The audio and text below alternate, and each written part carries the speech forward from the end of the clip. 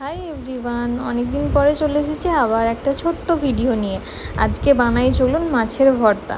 তার জন্য এখানে গ্যাসের উপর প্যান বসিয়ে দিয়েছি আর তার মধ্যে সর্ষের তেল দিয়ে মাছগুলো নিয়ে নিলাম ভেজে। মাছগুলো একটু ভালো করে ভেজে নেবো।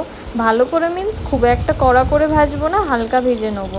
আর এই মাছের ভর্তাটা আপনারা একবার গরমেই পান্তা ভাত দিয়ে ট্রাই করে দেখবেন, খেতে খুব ভালো লাগে। আর গরম ভাতের সাথেও কিন্তু ভালো লাগে, দুটোতেই ট্রাই করে দেখতে পারেন। এখন অবশ্য ওখানে বৃষ্টি হচ্ছে, আমাদের এখানে তো গরম আছে প্রচণ্ড, তাই ভাবলাম একটু পান্তা ভাতের সাথে এরকম মাছের ভর্তা ট্রাই করা যাক। তাই আজকে এইভাবেই বানিয়ে নিচ্ছি মাছের ভর্তা। মাছগুলোকে হালকা ভেজে নিয়েছি, তারপর পেঁয়াজ, টমেটো, কাঁচা লঙ্কা কুচি করে কেটে তেলের মধ্যে, সর্ষের তেলের মধ্যে হালকা একটু ভেজে নিলাম। দিয়ে মাছগুলোকে দিয়ে দিয়েছি। আর এইভাবে খুন্তির সাহায্যে আপনারা মাছগুলোকে এভাবে ভেঙে নেবেন, তাহলে হাতে কাঁটাও লাগবে না। আর এভাবে ভেঙে নিলে না মাছটা ভাঙাও যায় ভালো।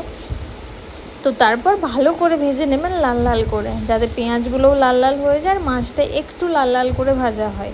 দেখবেন খেয়ে বাড়িতে একবার বানিয়ে ট্রাই করে দেখবেন, সত্যি খুব অসাধারণ লাগে।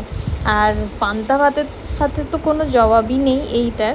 আমার একটু নুন কম হয়েছিল, তাই নুন একটু অ্যাড করে নিলাম। এই যে দেখুন লাল লাল করে ভেজে নিয়েছি, তাই আমার মাছের ভর্তা হয়ে গেছে, রেডি হয়ে গেল পান্তা ভাতের সাথে খাওয়ার জন্য মাছের ভর্তা।